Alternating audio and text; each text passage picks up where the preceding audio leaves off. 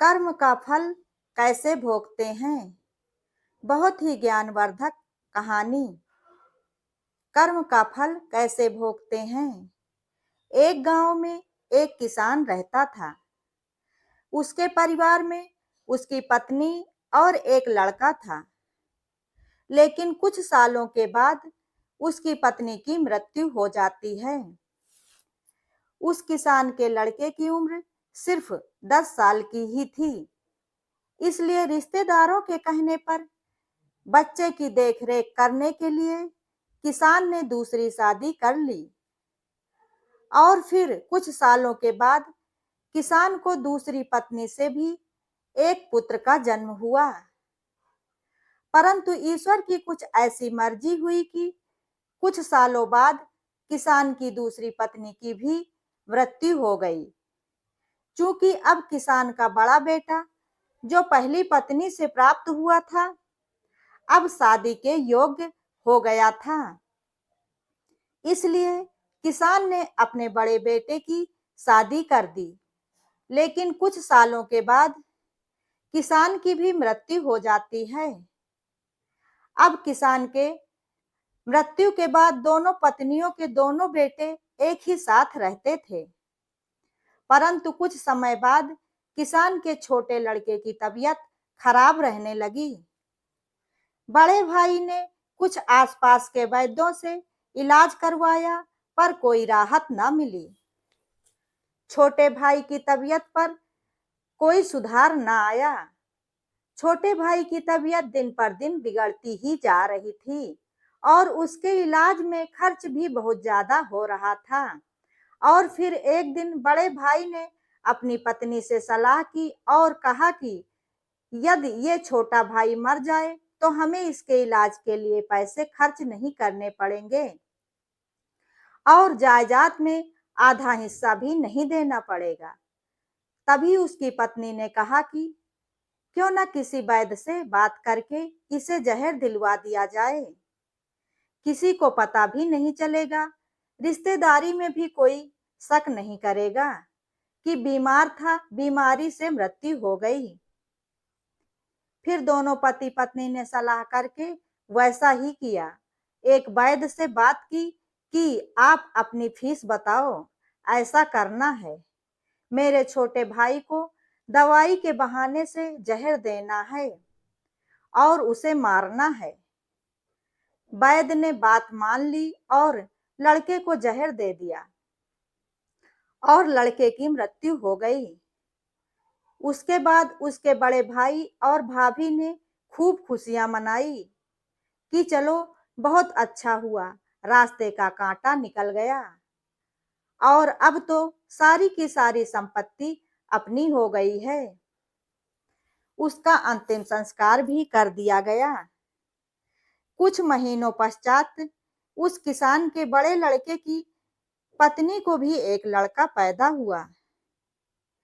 उन दोनों ही पति पत्नी ने खूब खुशियां मनाई और फिर बड़े ही लाड प्यार से लड़के की परवरिश की और कुछ वर्षों में लड़का जवान हो गया। उन्होंने अपने लड़के की शादी भी कर दी थी। परंतु शादी के कुछ समय बाद से ही अचानक लड़का बीमार रहने लगा।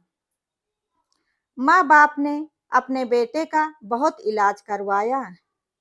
जिस डॉक्टर ने जितना भी पैसा मांगा सब कुछ दिया था कि बस किसी तरह हमारा लड़का ठीक हो जाए।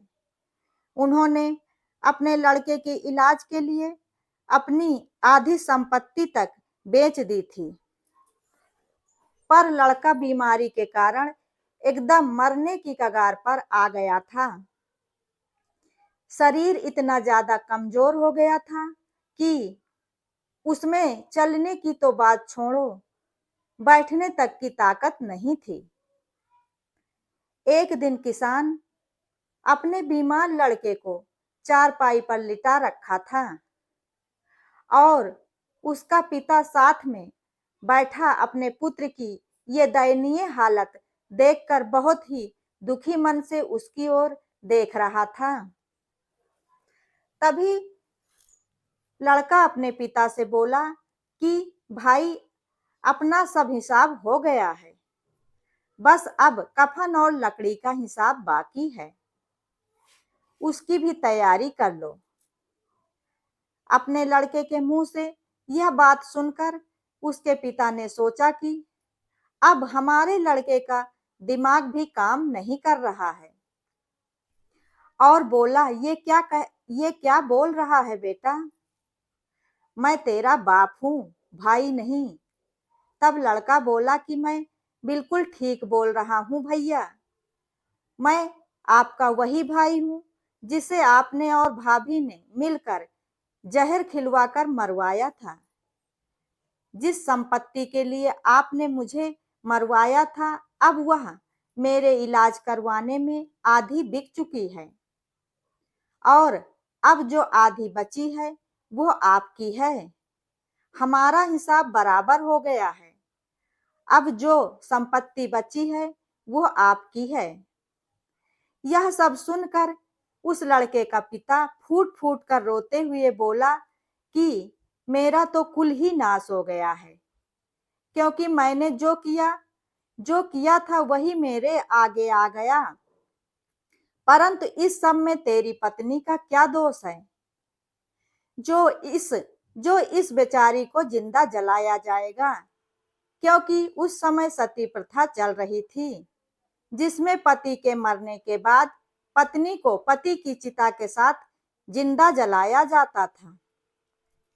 तब वह लड़का बोला कि वो वैद्य कहाँ है जिसने मुझे मारने के लिए जहर खिलाया था? तब उसके पिता ने कहा कि तुम्हारी मृत्यु के 3 साल बाद ही वो भी मर चुका था। तब लड़के ने कहा कि ये वही दुष्ट वैद्य है जिसे आज मेरी पत्नी के रूप में मेरे मरने पर मेरे साथ इसे भी जिंदा जलाया जाएगा। इसीलिए तो शास्त्रों में कहा गया है कि ये हमारा जीवन जो उतार चढ़ाव से भरा हुआ होता है, अगर देखा जाए तो इसके पीछे हमारे अपने ही कर्म होते हैं, क्योंकि ये इस जीवन का एक अटल सत्य है कि हम जो बोएंगे वही काटना भी पड़ेगा। कर्म करो तो फल मिलता है, आज नहीं तो कल मिलता है। जितना गहरा अधिक कुआं हो उतना मीठा जल मिलता है। जीवन के हर कठिन प्रश्न का जीवन से ही हल मिलता है।